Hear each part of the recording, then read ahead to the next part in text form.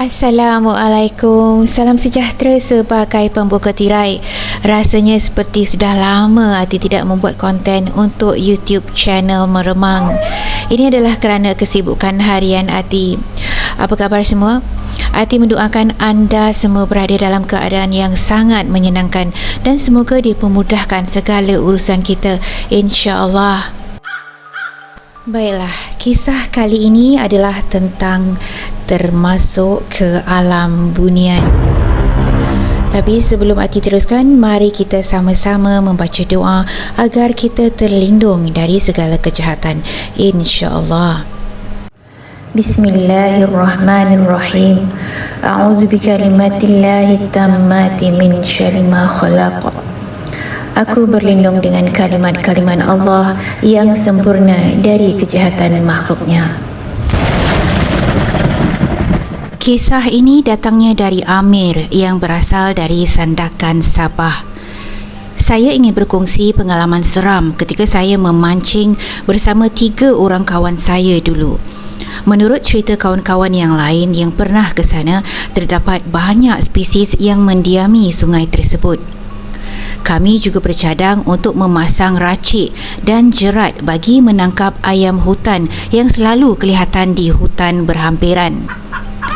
Perjalanan menuju ke tempat itu dengan berjalan kaki dari tempat letak kenderaan mengambil masa hampir 2 jam. Setelah bermandi peluh, mengangkut barang-barang perkhemahan, barulah tempat yang dianggap strategik dijumpai. Kami terus memasang khemah dan menyediakan umpan bagi memulakan misi pemburuan. Saya memang gemar dengan kaedah casting. Tidak kiralah ikan spesies apa, yang penting kaedah ini memang menjadi kegemaran saya. Lebih-lebih lagi bila ikan sebarau yang menyambar umpan saya. Petang itu kemeriahan memang terasa di tempat kami memancing. Lauk untuk hidangan malam pastinya adalah ikan baung rebus asam dan ikan sebarau panggang cecah dengan kicap bersulamkan cili api. Berbaloi rasanya berjalan jauh ke tengah hutan, mendapat tempat yang bagus dan dapat membaling gewang di celah-celah bongkah kayu hingga berjaya menaikkan ikan sebarau seberat 1 hingga 2 kilo setiap ekor.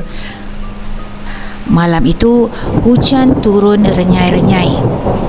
Kami berempat mengambil keputusan untuk berehat saja di dalam khemah.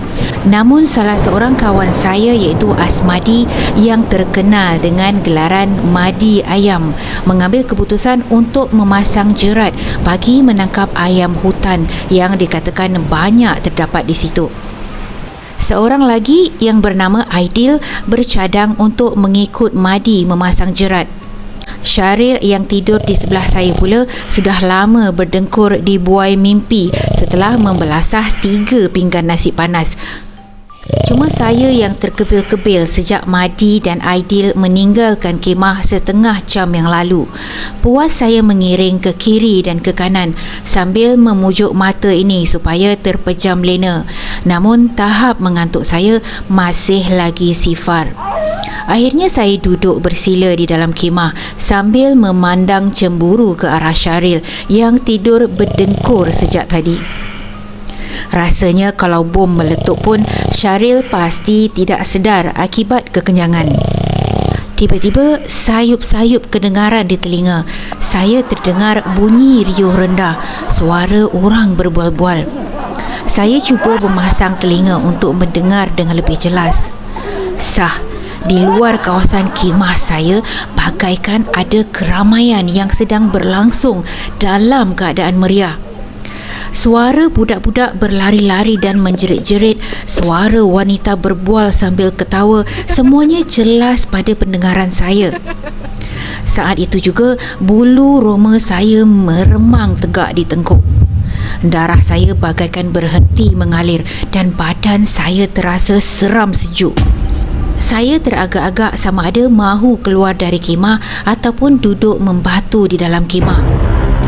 Saya saya perhatikan Syaril yang masih lagi tidur dengan nyenyak. Tidak teringat langsung untuk saya mengejutkannya supaya menemani saya keluar dan memeriksa apa yang sedang berlaku. Semuanya bagaikan kabur pada saya ketika itu.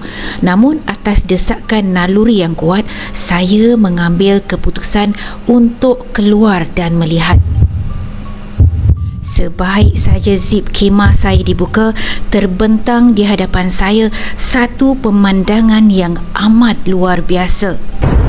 Saya kini berada di tepi khemah orang kahwin yang terhias sangat cantik. Terdapat pelamin indah yang dihiasi dengan daun kelapa yang dianyam dan bunga-bunga segar berwarna merah dan kuning. Namun tempat duduk untuk makan di dalam khemah beratapkan nipah itu hanya bongkah kayu yang dipotong bulat.